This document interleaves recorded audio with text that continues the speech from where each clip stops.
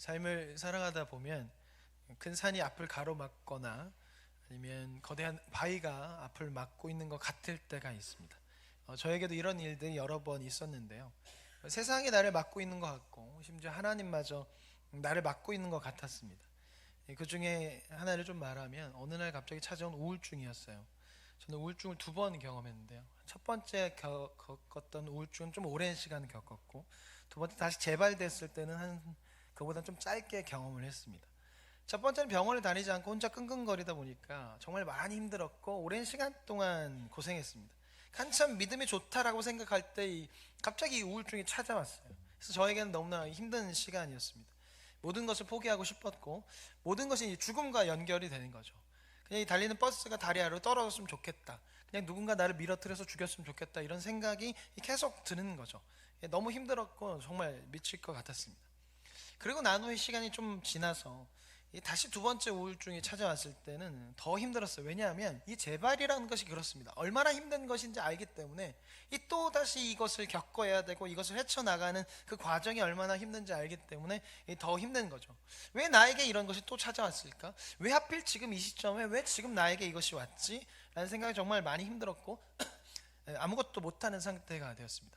근데 두 번째 때는 정신과를 찾아갔어요. 그래서 약도 처방받고 그리고 상담도 받았습니다. 그래서 첫 번째보다는 더 빨리 좋아졌어요.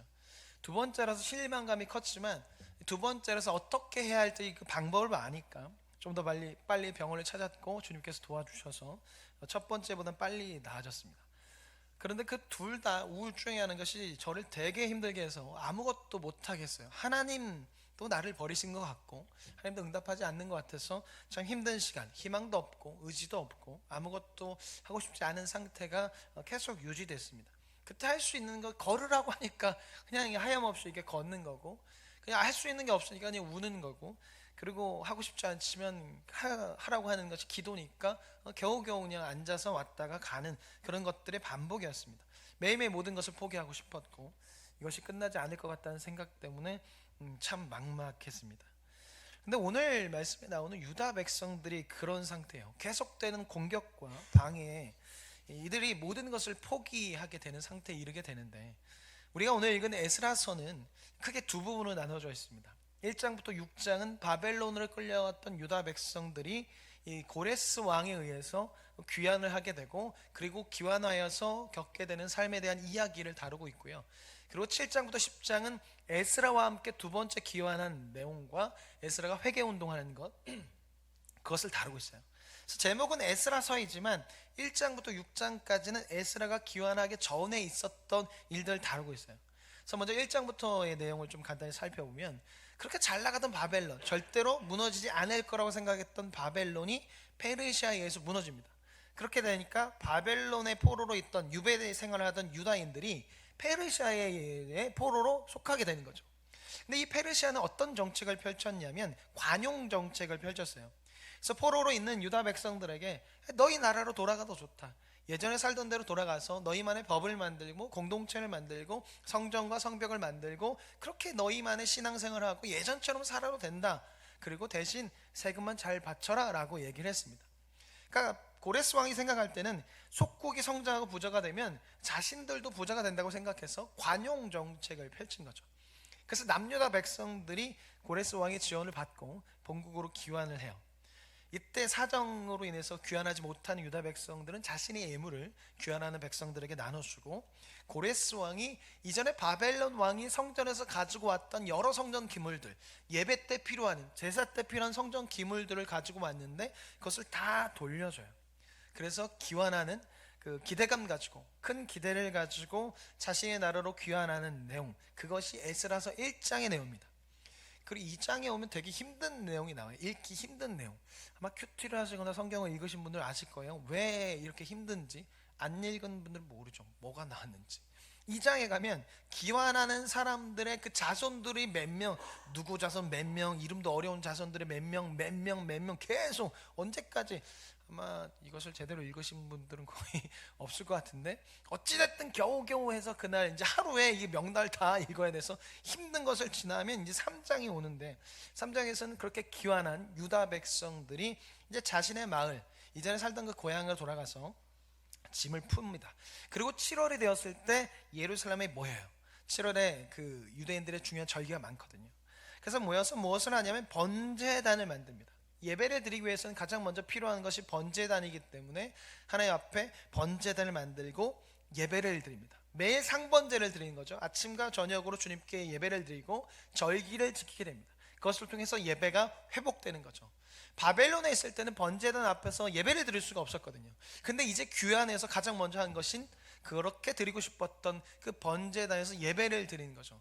그리고 난 후에 이제 성전의 기초를 놓게 됨으로 인해 성전 건축이 본격적으로 시작이 돼요. 그래서 수많은 사람들이 울며 소리 지르고 환호성 지르며 기뻐하면서 주 앞에 나아갑니다. 근데 문제가 발생해요. 모든 것이 순조롭게 진행되고 있을 때 갑자기 문제가 발생하게 되는데, 에스라서 4장 4절부터 6절입니다. 화면에 있습니다. 같이 한 목소리로 읽어보겠습니다. 시작.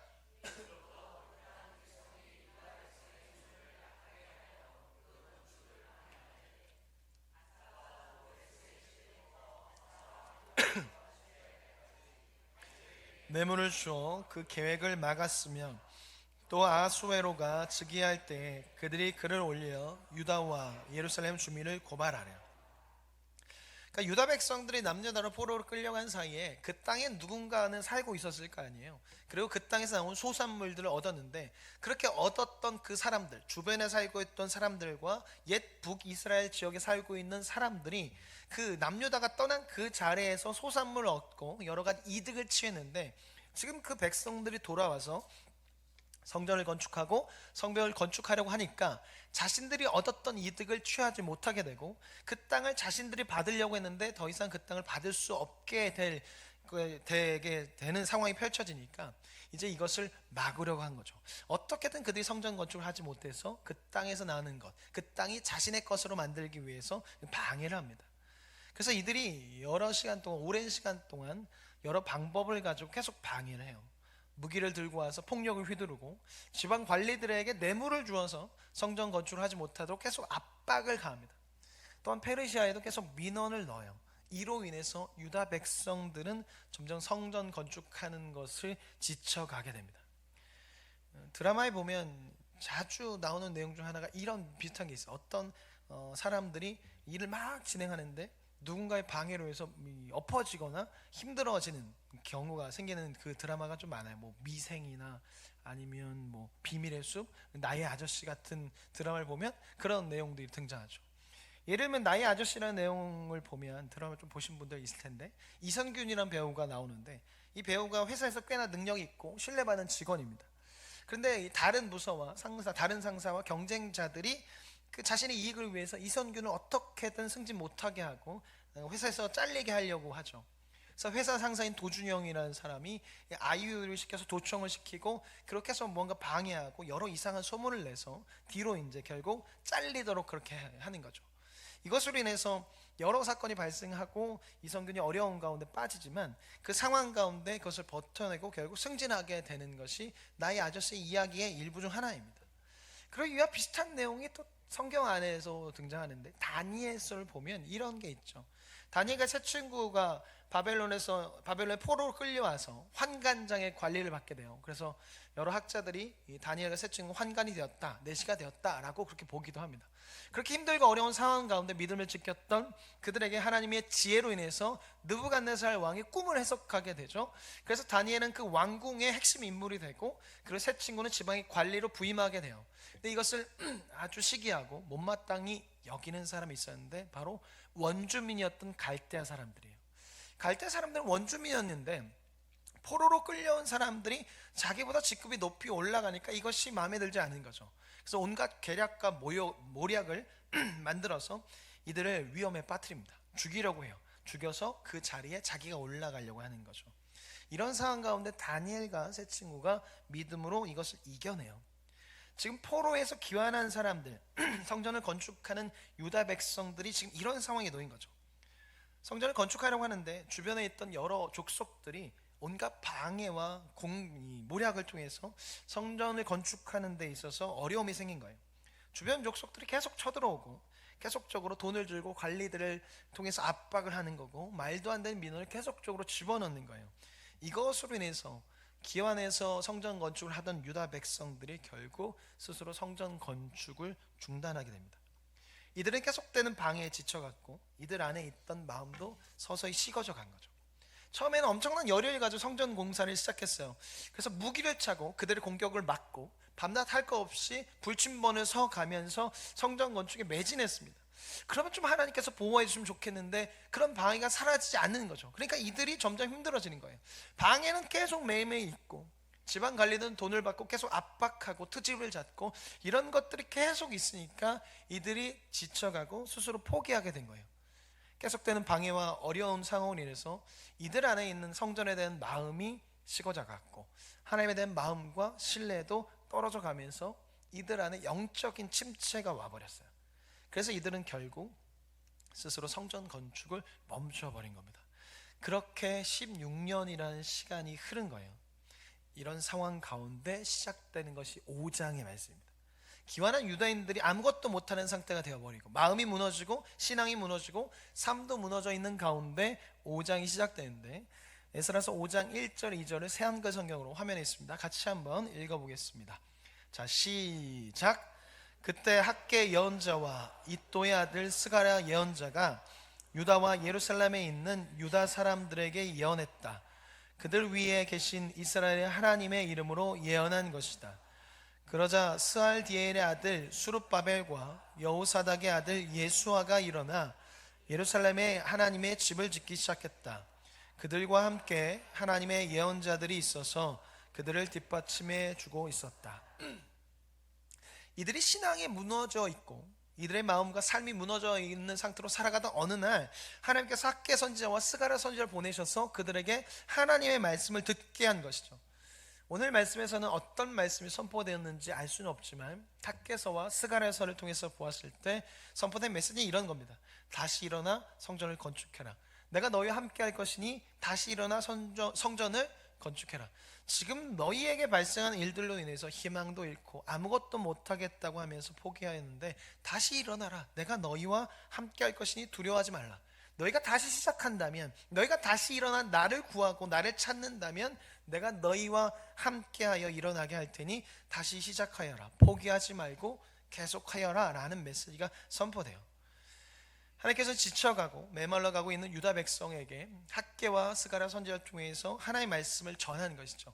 다시 일어날 수 있도록, 다시 힘을 낼 수 있도록 학개와 스가랴를 통해서 하나님의 마음을 알게 하고 하나님의 힘주심과 위로하심을 전하여서 다시 일어날 수 있도록 하신 것이죠.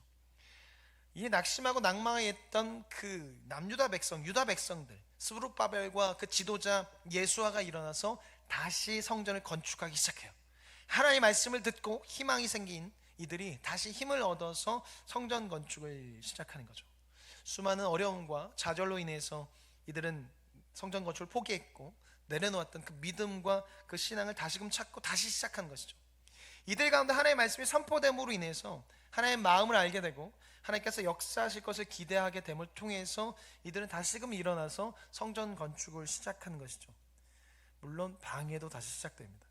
성전 건축이 멈췄을 때는 방해가 없었는데 다시 믿음의 삶을 살려고 하니까, 다시 성전 건축을 하려고 하니까 똑같이 방해가 시작되는 거예요. 이전처럼 관리들이 찾아와서 방해하고 압박을 가합니다.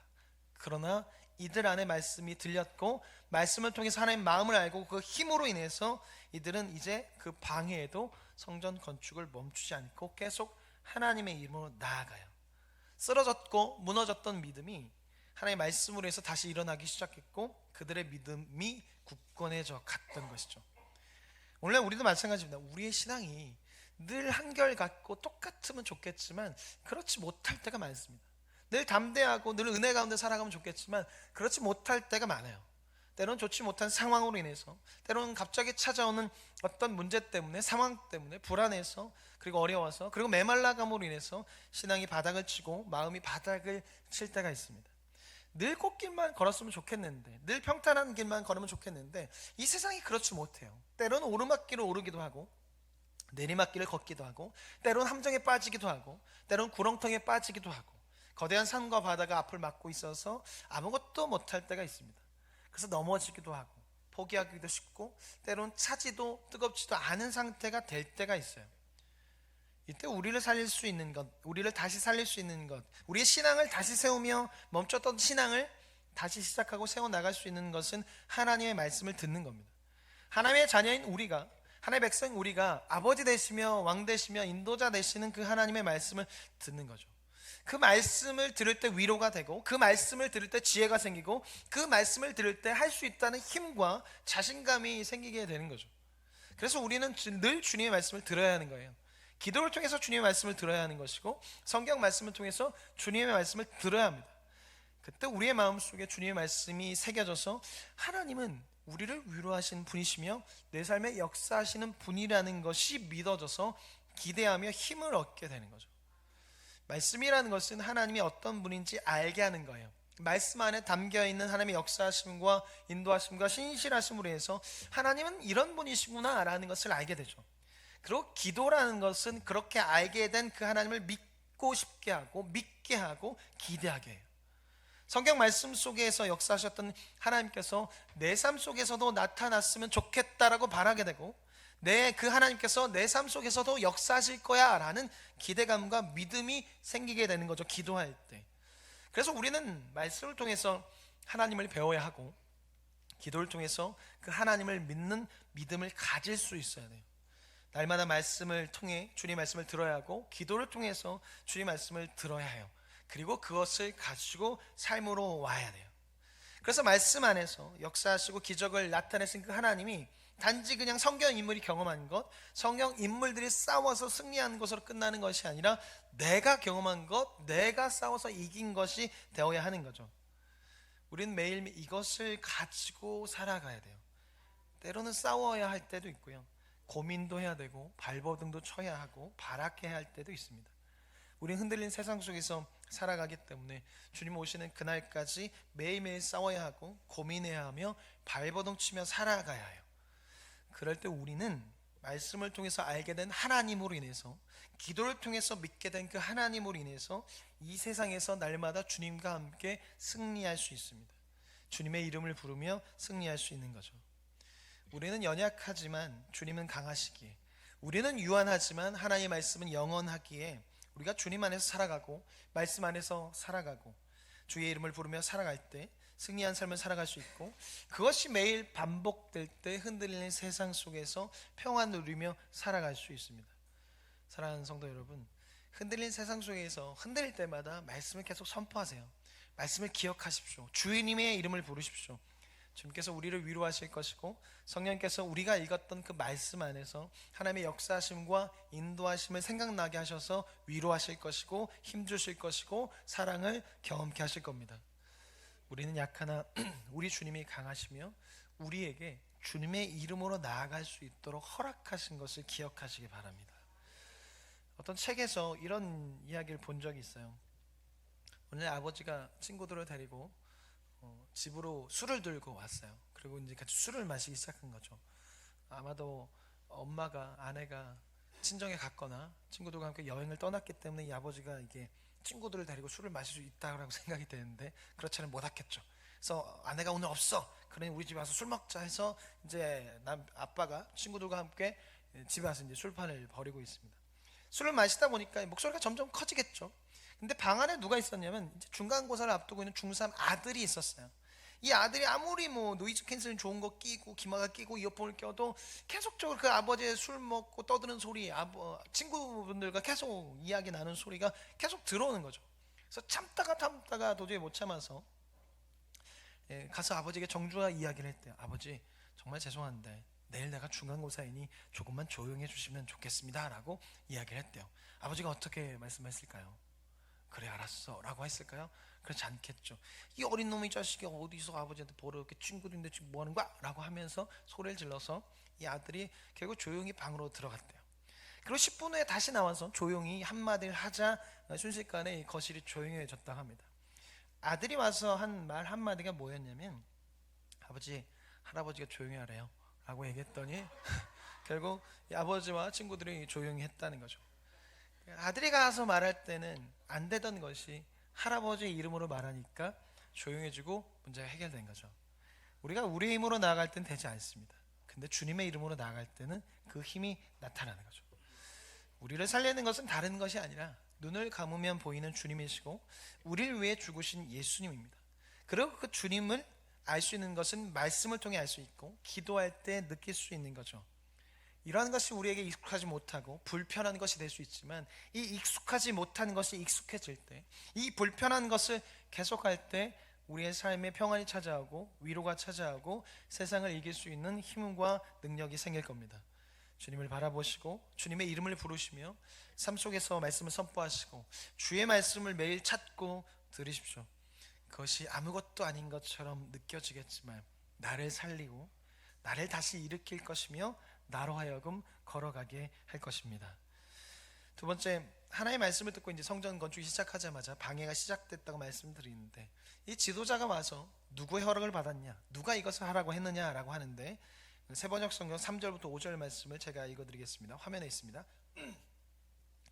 바로 그때 유프라테스 강 서쪽 지방의 닷든의 총독이 스달보스네와 동료 관리들을 데리고 그들에게 와서 누가 그 성전을 다시 지으라고 하였는지, 누가 성벽 공사를 마치라고 하였는지를 물었다. 그들은 또한 성전 재건을 돕는 사람들의 이름도 밝히라고 요구하였다. 그러나 하나님이 유다의 원로들을 돌보아 주셨으므로 아무도 그 일을 막을 수 없었다. 페르시아 관리들은 이 일을 다리우스 왕에게 알리고 회답을 기다리는 수밖에 없었다. 유다 백성들이 성전 건축을 시작하자 이 방해가 오는 것이고, 또 지방에 있는 총독이 와서 묻는 거예요. 누가 성전을 다시 지으러 하겠어? 누구야? 너의 지도자가 누구야? 라고 하면서 성전 건축에 대해서 방해를 하려는 거죠. 근데 이미 이들 유다 백성들이 힘을 얻었어요. 하나님의 말씀을 들음을 통해서 힘을 얻었기 때문에 그런 방해에도 불구하고 계속 성전 건축을 하고, 하나님께서 이들을 보호하셨기 때문에 그들이 더 이상 성전 건축을 막을 수가 없는 거예요. 그래서 자신의 힘으로 안 되니까 어떻게 하냐면 이제 페르시아에다가 이 사실을 보고하게 되죠. 그리고 편지가 다시 답장이 올 때까지 이들은 성전 건축을 멈추지 않습니다. 하나님께서 계속 보호해 주세요. 그리고 이번에 찾아온 총독 관리는 이전과 좀 달라요. 돈을 갖고 주관적으로 보는 게 아니라 객관적으로 있는 그대로 그 사실을 보고하는 사람이었습니다. 그래서 그 사실을 보고하게 되고 드디어 그 왕에게, 페르시아 왕에게 보냈던 편지에 답장이 오게 되는데, 돌아온 답장에는 페르시아 왕의 승인과 이 성전 건축을 방해하는 자에게는 엄벌에 처할 것이라는 명령까지 함께 오게 됩니다. 이 기쁜 소식을 같이 한번 읽어보겠습니다. 에스라서 6장 11절부터 13절 세 번역입니다. 화면에 있습니다. 자, 시작. 나는 또 다음과 같이 지시한다. 내가 내린 이 칙령을 고치는 자는 그의 집에서 들보를 뽑아서 내다 세우고 거기에 그를 매달아라. 그 집은 이에 대한 벌로 거름 더미를 만들어라. 어떤 왕이나 어떤 민족이 나의 칙령을 거역하여 이것을 고치거나 예루살렘 성전을 파괴하면 거기에 이름을 두신 하나님이 그들을 없애버릴 것이다. 이것은 나 다리우스의 명령이니 경들은 지체 없이 실시하여라. 그래서 유프라테스 서쪽 지방에 닷든의 총독과 스달보스네와 동료 관리들은 다리우스 왕이 내린 조서에 지시된 대로 신속하게 처리하였다. 지쳤고 넘어졌던 유다 백성들이 말씀을 통해서 다시 힘을 얻고 주님 앞으로 나아가자 주님께서 그들을 보호하셨고 힘을 주셨고 상황을 바꿔주셨습니다. 이것으로 인해서 이들이 하나님의 보호하심 아래 성전 건축을 하게 되는 거죠. 하나님께서는 믿음으로 살아가는 자들을 보호하시고 인도하십니다. 믿음으로 살아가려고 할 때 그렇게 살아갈 수 있도록 인도하시고, 믿음으로 그날을 살아가려고 할 때 그날을 보호하시고 인도하세요. 그래서 이 세상에서 주님을 볼 수 있도록, 주님을 의지할 수 있도록 하시는 거죠. 그런데 이것이 우리가 생각할 때 좋은 것으로 하실 수도 있고요, 어려운 것으로 하실 수도 있습니다. 근데 그 모든 것을 통해서 하나님은 주님을 찾게 하시고 주님을 의지하도록 하십니다. 그때 우리가 하는 건 뭐냐면 우리의 작은 믿음을 가지고 주님께 나아가면 됩니다. 그러면 크신 하나님께서 우리의 작은 믿음을 보시고 인도하시고 이끌어 주신다는 거죠. 주님을 믿고 바른다는 것은 이런 거예요. 작은 믿음 가지고 주님께 나아가는 겁니다. 넘어짐도 있고 의심함도 있지만 그래도 내가 가지고 있는 작은 믿음 가지고, 그 겨자씨만한 믿음 가지고 주님 앞에 나아가는 것입니다. 그때 주님께서 우리의 작은 믿음 보시고 우리의 삶 가운데 역사하시는 거죠. 성경에서 하나님을 만나고 하나님을 의지하는 사람들을 보면 우리가 생각하는 만큼 그렇게 큰 믿음을 가지고 있지 않습니다. 모두 작고 연약한 믿음이지만 크신 하나님께서 그것을 보시고 인도하시고 보호하시는 것이죠. 그들의 믿음은 작고 연약했지만 하나님의 크신 사랑 때문에, 하나님의 열심 때문에, 하나님의 능력으로 그들은 계속해서 주님께 붙어 있을 수 있었던 거예요. 아브라함의 믿음이 그렇게 크지 않습니다. 계속 의심하거든요. 하나님께서 너를 통해서 큰 자손을, 큰 나라를 이룰 것이다라고 말씀하셨지만 그는 계속 의심합니다. 불안하거든요. 그래서 이 조카를, 롯을 양자 삼아서 대를 이으려고 하고, 종 엘리에셀을 양자 삼아서 대를 이으려고 하고, 여종의 자식을 통해서, 이스마엘을 통해서 대를 이으려고 해요. 계속적으로 의심하고 불안한 거죠. 그런데 하나님께서 아브라함을 사랑하셨고 믿음의 사람으로 키우시기 위해서 그 열심이 너무나 크셨기 때문에 아브라함이 믿음의 사람이 된 거예요. 아브라함이 한 것은 그냥 작고 연약한 믿음 가지고 주님께 붙어 있었을 뿐입니다. 베드로도 마찬가지죠. 베드로는 자신의 믿음이 엄청나게 크다고 자부했거든요. 그런데 도망쳤습니다. 예수님을 저주했고 부인했습니다. 그러나 예수님께서 아시는 거죠. 그 베드로 안에 있는 그 예수님 향한 마음을 알기 때문에 예수님께서 베드로에게 찾아가셨고 말씀하시는 거죠. 네가 나를 사랑하느냐? 라고 물으시는 거죠. 그때 베드로가 말해요. 주님께서, 내가 주님을 사랑하는지 주님께서 아십니다 라고 그렇게 고백하는 거죠. 베드로가 제자가 되고 제자로서 살아갈 수 있었던 이유는 베드로가 뛰어나서가 아니라 예수님께서 사랑하셨고 그 사랑이 컸기에 가능했던 겁니다. 베드로는 단지 작은 믿음과 바람을 가지고 있었을 뿐이에요. 오늘날 우리도 마찬가지입니다. 우리도 작은 믿음을 가지고 주님을 바라보아야 돼요. 나에 대한 기준치를 낮추고 내가 무엇을 해서가 아니라 주님께서 하셔서, 주님께서 크셔서, 주님께서 사랑하셔서 내가 살고 내가 구원받고 내가 지금 이 자리에 있게 되었다는 것을 기억하며 주님을 바라보셔야 합니다. 지금 내가 살아올 수 있었던 것, 지금 내가 이 자리에 있을 수 있는 것, 나의 믿음이 커서가 아니라 주님의 사랑이 커서, 주님의 열심이 크기에 살아올 수 있었고 이 자리에 있는 겁니다. 주님 우리에게 큰 믿음을 요구하시는 것이 아니라 그저 작더라도 주님을 바라보려는 그 마음, 넘어지더라도 다시 주님을 보려고 하는 마음, 원망하더라도 다른 곳에서 하는 것이 아니라 주님께 찾아와서 하려는 그 마음, 그것을 보시고 그것을 바라십니다. 사랑하는 성도 여러분, 우리가 할 수 있는 것은 우리의 연약함을 인정하고 주님을 바라보는 것입니다. 주님께서 그것을 보시고 일하시는 거죠. 우리의 삶은 우리가 하는 것이 아니라 주님께서 하시는 겁니다. 주님께서 일하시고 주님께서 역사하셔서 우리가 살아가는 것이고 우리가 살아갈 수 있는 겁니다. 이것을 기억하셔서 날마다 작지만 그 믿음 가지고 주님을 바라보시길 바랍니다. 힘들지만 주님을 바라보며 엎드리며 작은 믿음과 목소리로 주님께 드리시길 바랍니다. 그것이 우리로 하여금 주님의 사랑 안에 거하게 하고 그것이 우리로 하여금 주님의 길 위에 설 수 있게 할 것입니다. 힘들어도 말씀 위에 서며 작더라도 그 믿음 가지고 주님을 바라보십시오. 매일 보는 말씀이, 매일 듣는 말씀이 작은 믿음 가지고 주님께 올려드리는 신음과 한숨과 기도가 나를 살아가게 할 것이고 나를 살릴 것입니다. 같이 찬양하고 기도하겠습니다. 찬양 좀 도와주시고 같이 찬양하고 기도할 때 우리의 작은 믿음을 드릴 때 주님 인도하여 주시고 내가 더욱더 주님만 바라볼 수 있는 삶을 살아갈 수 있도록 인도해 달라고. 믿음이 작지만 주님께서 내가 주님을 얼마나 바라고 내가 얼마나 주님을 바라보며 살기를 원하는지 아시오니 주님 그런 나를 인도하시고 지치고 힘든 가운데 주님의 이름을 부를 때 승리하게 하시고 헤쳐나갈 수 있도록 인도해 달라고. 그래서 성경 말씀을 들을 때, 볼 때, 기도할 때 주님의 사랑이 얼마나 큰지 볼 수 있도록 그 사랑으로 해서 내가 온전히 살아갈 수 있도록 인도해 달라고 그렇게 기도했으면 좋겠습니다.